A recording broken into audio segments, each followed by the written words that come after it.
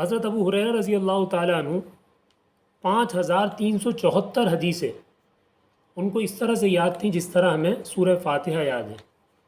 ان کی نو کے زبان پر تھیں یہ حدیثیں. تو ایک مرتبہ ایک حاکم تھا، نام اس کا صحیح یاد نہیں آ رہا، اس نے کہا کہ یہ اتنی حدیثیں بیان کرتے ہیں، اس نے کہا ہم ان کا امتحان لیں گے لیکن ان کو پتہ نہ چلے. تو کہا کہ آپ ہمارے پاس تشریف لائیں اور آپ حدیثیں بیان فرماتے ہیں، ہم بھی حدیثیں آپ سے سنیں گے. اور ایک آدمی کو ایک جگہ بٹھایا کہ جو یہ حدیثیں بیان کریں گے وہ لکھتے رہو، اور کہا کہ 100 حدیثیں آپ ہمیں سنائیں. انہوں نے 100 حدیثیں سنائیں، اس نے لکھ لی. پھر چلے گئے.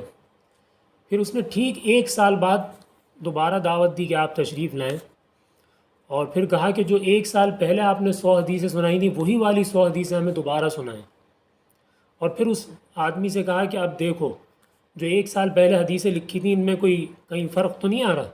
اس کو وہاں بٹھا دیا. تو انہوں نے سنائی وہی جوں کی توں، ایک لفظ بھی آگے پیچھے نہیں ہے. تو سب سے زیادہ حدیث ہے، جبکہ 3 سال کا عرصہ ان کو ملا ہے. سن 7 ہجری میں مسلمان ہوئے ہیں اور سن 10 ہجری میں آپ صلی اللہ علیہ وسلم کا وصال ہو گیا. 3 سال کے عرصے میں 5374 حدیثیں انہوں نے یاد کی اور امت کو پہنچائیں. تو پورا دن ان کا مشغلہ حدیثیں سنانے کا تھا. لوگ لکھتے رہتے تھے، وہ حدیثیں بیان فرماتے تھے. تو ایک مرتبہ نفل نماز میں چونکہ یہ سنت ہے کہ سجدے کے اندر دعا مانگی جائے، لیکن ہمارے ہاں جو رواج ہے وہ صحیح نہیں ہے، غلط ہے. ہم اکثر لوگوں کو دیکھتے ہیں مسجد میں وہ دعا مانگ رہے ہوتے ہیں ہاتھ اٹھا کے، اور اچانک دعا مانگنے کے دوران سجدے میں چلے جاتے ہیں نماز سے باہر، اور ہاتھ اسی طرح آسمان کی طرف اٹھے ہوئے اور سجدے میں گئے ہوئے. تو یہ طریقہ دعا مانگنے کا درست نہیں ہے. یہ تو سن لیا کہ بھائی سب سے زیادہ دعا جو قبول ہوتی ہے، حدیث میں آتا ہے بندہ اپنے رب کے سب سے زیادہ قریب سجدے کی حالت میں ہوتا ہے. آپ صلی اللہ علیہ وسلم نے فرمایا کہ سجدے میں خوب دعا مانگو. تو اس کا مطلب نماز سے باہر سجدہ نہیں ہے، بلکہ اس کا مقصد نماز کے اندر والا سجدہ ہے، لیکن نفل نماز میں. اور وہ دعائیں وہی ہوں گی جو قرآن میں ہیں یا حدیث میں ہیں، یا اگر جس آدمی کو عربی آتی ہے تو وہ عربی میں اللہ تعالیٰ سے دعا مانگے، نفل نماز کے سجدے میں دعا مانگے جتنی مانگ سکتا ہے. تو صحابہ کرام رضوان اللہ تعالیٰ علیہ مجمعین بھی اسی طرح ان کا معمول تھا سجدے میں زیادہ دعا مانگنے کا. تو حضرت ابو ہریرہ رضی اللہ عنہ ایک مرتبہ اسی طرح نفل نماز پڑھ رہے تھے اور سجدے میں دعا مانگ رہے تھے. تو آواز اتنی تھی کہ ان کے شاگردوں نے بھی سن لی جو قریب میں بیٹھے ہوئے تھے.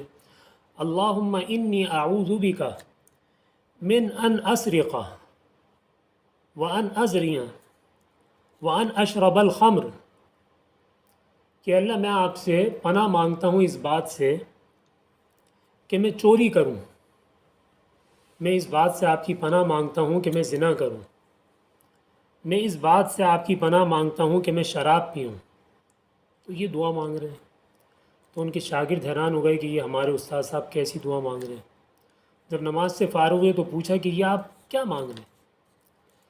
تو فرمایا کہ بات یہی ہے کہ یہ جو تم لوگ دیکھ رہے ہو صبح سے لے کے رات تک میں تمہیں حدیثیں سناتا ہوں، یہ اللہ کا میرے اوپر فضل ہے کہ اس کام میں اللہ نے مجھے لگا رکھا ہے. اگر میرا دل پلٹ جائے میں یہ کام شروع کر دوں پھر کیا ہوگا؟ تو اللہ نے ہمارے اوپر اپنا فضل فرما رکھا ہے. ہماری خامیوں پر، ہمارے عیبوں پر اللہ تعالیٰ نے پردہ ڈال رکھا ہے، چھپا دیا ہے، ستاری کا معاملہ فرمایا ہے.